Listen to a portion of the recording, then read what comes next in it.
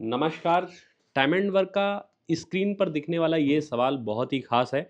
एक बार आप इंग्लिश में और हिंदी में दोनों में पढ़ लो और इसमें बताओ कि क्या आंसर आएगा, एक बार ट्राई करके।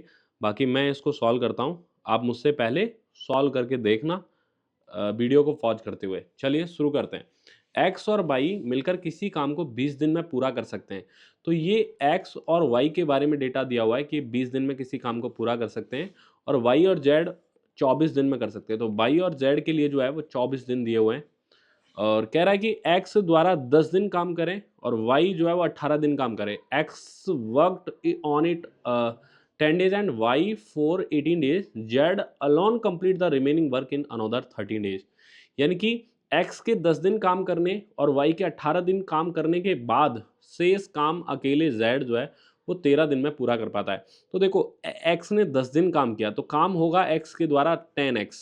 एक्स के 10 दिन का काम लिखते हैं एट 10x, और y के 18 दिन का काम 18y होगा। फिर इन्होंने जितना काम कर दिया है उसके बाद जो शेष काम बचा ना वो जेड ने 13 दिन में ख़त्म कर दिया। तो 13 जेड काम इसने किया हुआ।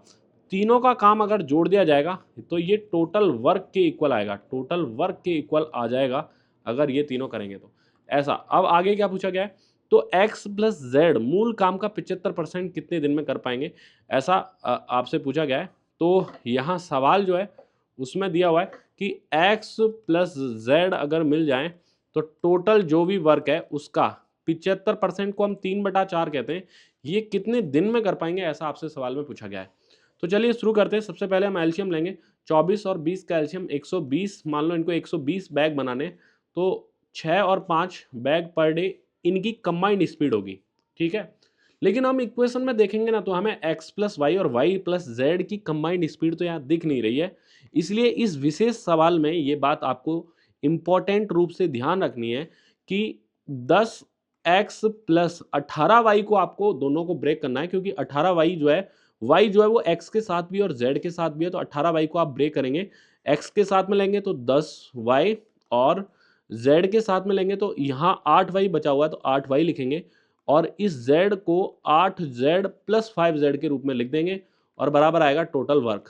ठीक है, तो यहाँ से क्या होगा कि 10 कॉमन आएगा, x प्लस वाई लिखेंगे, यहाँ 8 कॉमन आएगा, y प्लस जेड लिखेंगे, plus 5z equal to total work जो कि 120 के इक्वल है।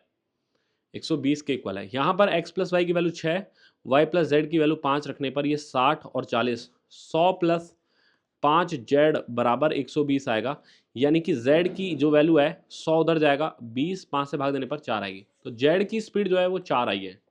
अब z की स्पीड जैसे ही 4 आएगी ना, तो z की स्पीड जैसे 4 आई है तो y प्लस जेड की स्पीड टोटल 5 थी, 5 में से 4 जेड की है, मतलब एक जो आएगी वो y की स्पीड आएगी।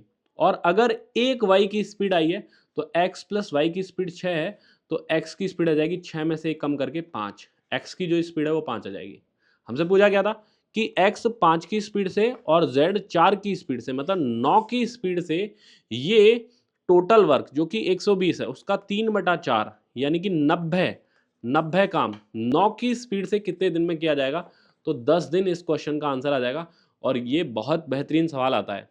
हालांकि देखो, ये जो मैंने मैटर लिखा है यहाँ पर, ये जो मैंने मैटर यहाँ पर लिखा हुआ है, ये वाला जो मैंने मैटर लिखा हुआ है, इसको आप थोड़ा छोटा बना सकते थे। बाकी सवाल को डिटेल से समझने के लिए हमें सारा लिखना पड़ता है।